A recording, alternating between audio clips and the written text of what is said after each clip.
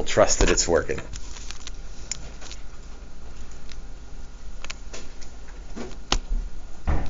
So this is the 5th period video. It'll be the 3rd video posted in Schoology. Let's back up. 1st period we did 1, 4, 7, ... 2nd period we did 2, 5, 8, ... 5th period right now we'll do 3, 6, 9, ... And if you mesh them all together, we'll have done all of the problems. Alright, so this is the 5th period 369 video. Number 3. If f of x equals that thing, find the values of x at which the instantaneous rate of change of f is equal to the average rate of change over 0 to 2. Okay, we got calculus words here. What does instantaneous rate of change mean?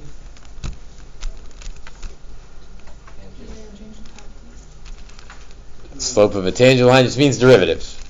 So f prime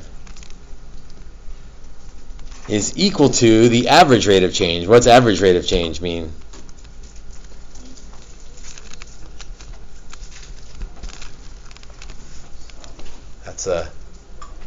It's an Algebra 1 topic with a calculus name. How do you find average rate of change? Yeah, that's good old slope formula. And this is asking me for where they are equal to each other. So I'll take a derivative and set it equal to the average rate of change. So derivative will be pretty easy, at least for this one, 6x squared minus 4. The average rate of change will take a little bit of work because I need to find f of 2 and f of 0 and then do the algebra stuff with them. So f of 2, 2 times 8 minus 4 times 2. All right, 2 cubed is 8. So 16 minus 8 is 8.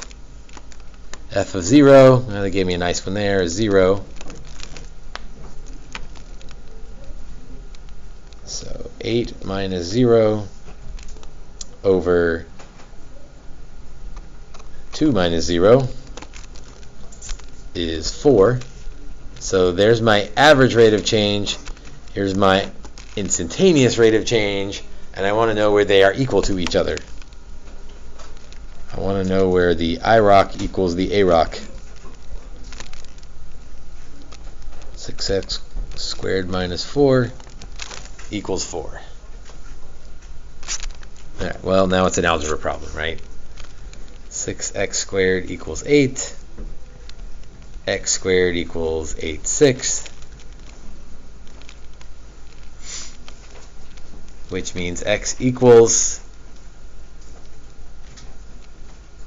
the square root of, let's reduce that. It'll make life a little easier. Although it wouldn't be wrong if you just left it as 8 sixths. You don't have to reduce fractions. Square root of 4/3. Is anybody not comfortable with that answer?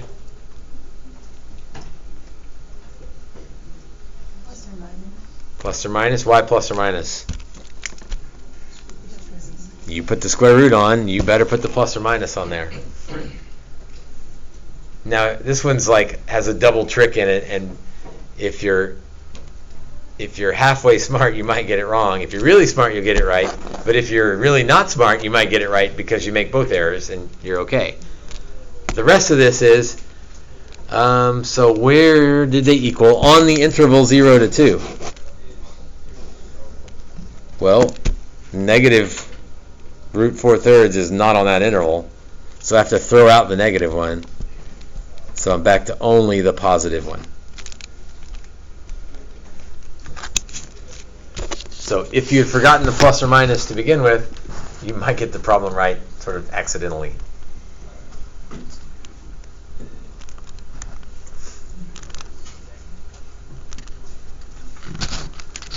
Instantaneous rate of change. Number 6. Did I show you memes yesterday? Okay. Instantaneous rate of change, right? Spider-Man meme, like that's all derivatives. Instantaneous rate of change, derivative, slope of a tangent line, f prime, dy dx, all the same stuff. When x equals 2. Okay, so take a derivative, plug in 2. Oh, this one is easier than it looks. How do you want to do this one? What's that? So it can be done with the quotient rule, but of course I say that way because you can do it a different way. I can simplify this first, and then I don't have to use the quotient rule. So yes, you can use the quotient rule. You'll eventually get the right answer. But if we could do some algebra first,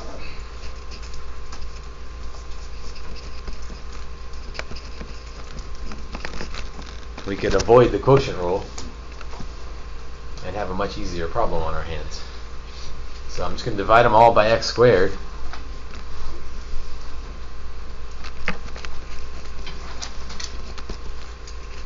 So 3x squared minus 2. Let's be careful on this one. Minus 24x. What's my new exponent on that thing? Negative 2. Good. But when x equals 2, so I need to evaluate it at 2.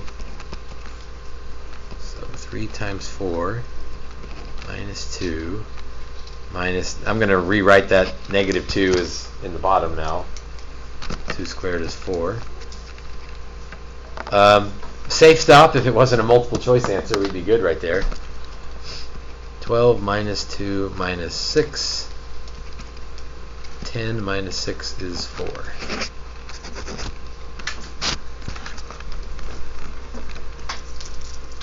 If you had done the chain or the quotient rule, you'd get there eventually. It just would have taken a little bit longer.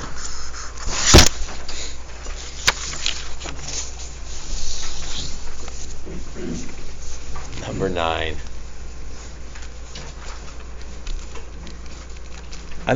There's not a root rule, right? I don't do roots.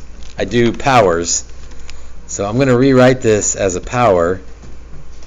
3x, x to the what? Negative 1/7. Negative because it's in the bottom. 1/7 is the 7th root.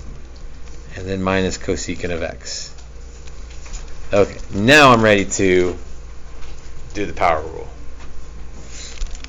So negative 3/7 x to the negative 1 minus, or excuse me, negative 1/7 minus 1 would be negative 8/7 minus the derivative of cosecant. Yeah, I don't remember that one right away. The derivative of secant is secant tangent.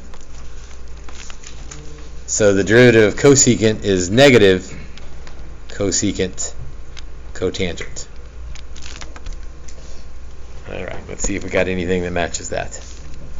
Negative 3/7 x to the negative 8/7, which would flip it over. But no, cotangent squareds out. Cotangent squareds out. Cosecant cotangent. X to the 8/7 in the denominator, so answer choice C.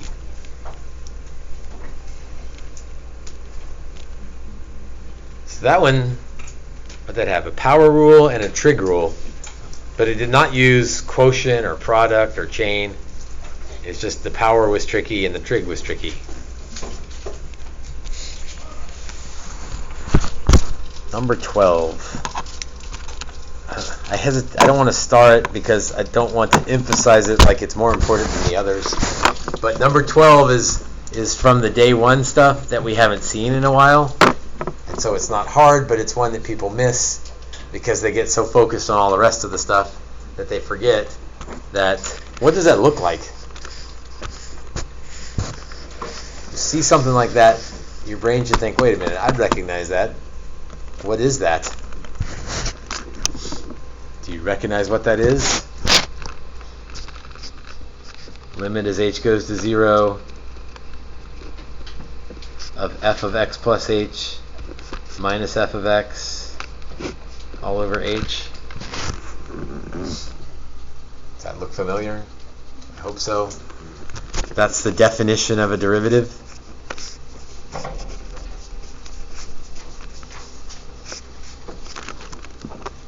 Well, what's f of x? This is the one where you match up the pieces. Well, just what's f of x? I will need a derivative in a minute, but first let's just figure out who's playing the role of f of x in this problem. Tangent of 5x. So I know f of x is tangent of 5x. And I bet that's one of the answer choices. No, it's not. I should have made that an answer choice. So that's f of x, but what it wants is the derivative of that. Like, this is the definition of that derivative. So I'm not doing anything like computationally with that limit. I'm only using that limit to recognize what it's asking for. And then over here, I'll just know the derivative of tangent is secant squared. Is that an answer? It is, but it's not right. Why is that not correct? As you munch on your Tootsie Roll Pops, what else do you need? You need that 5. Derivative of 5x gives us a 5.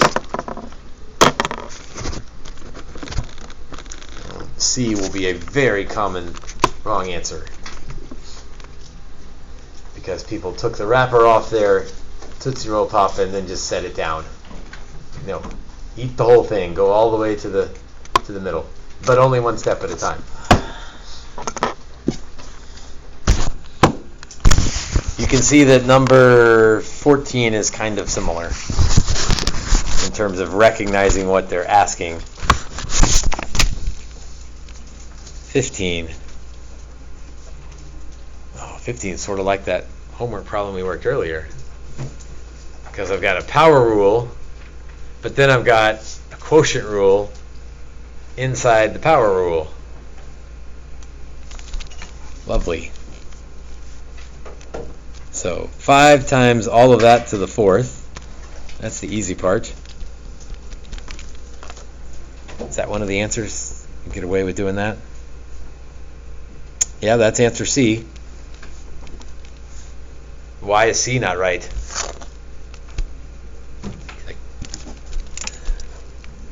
Once again, you open the wrapper and then just left the Tootsie Roll Pop sitting there. We need to finish that problem by finding the derivative of x over x plus 1, which is going to be a pain. Well, I guess it's not too bad. It is the quotient rule, but each of the derivatives is 1, so let's see, gf prime minus fg prime all over g squared. So that's 1 over x plus 1 squared. That's the derivative of the inside, so I need to multiply by 1 over x plus 1 squared. Alright, none of my answer choices look like that. But how many x plus 1s do I have in the denominator? Yeah, I got 2 here and 4 there. So 6 of them. And in the top I've got an x to the 4th. I like that. And a 5. I think that 2x plus 1 must have, if somebody messed up the quotient rule. So my answer is D.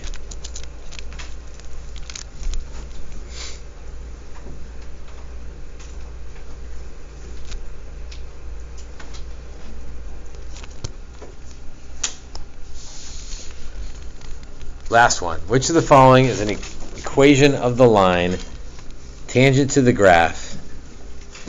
So I need a line, so that's point and slope. Y equals cosine x at x equals pi over 2. I feel like we've hit this several times in your section of the review.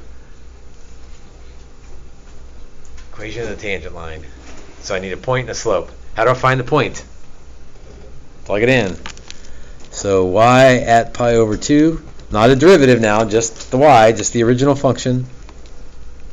Cosine of pi over 2. Cosine of pi over 2. Pi over 2 straight up. The x-coordinate straight up is 0.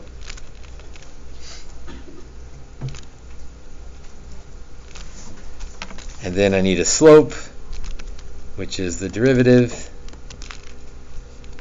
So y prime is, derivative of cosine is? Negative sign. Again, careful with the positives and negatives with sines and cosines. Is it really that simple? Is there a chain rule? Is there anything else going on this one? Yeah, that's it. Derivative of cosine is negative sign. I'm good. But I need to find it at pi over 2. So I can do that bar thing. Save myself some space here. That just means evaluate that at pi over 2. Let's see. I already have pi over 2 graphed up here. So that would be negative 1. So my slope is negative 1. Which means I can throw out a and b. Those don't have a slope of negative 1. But more work needed. Y minus 0 equals negative 1 times x minus pi over 2. That's my preferred form of the line, point-slope form, but doesn't really match yet. So negative x plus pi over 2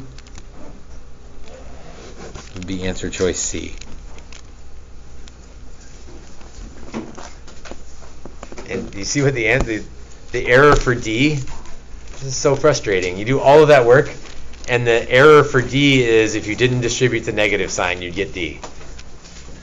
You do all the calculus right, and then not distribute a negative sign and miss the whole problem. Again, there is partial credit for multiple choice. Make sure you show your work.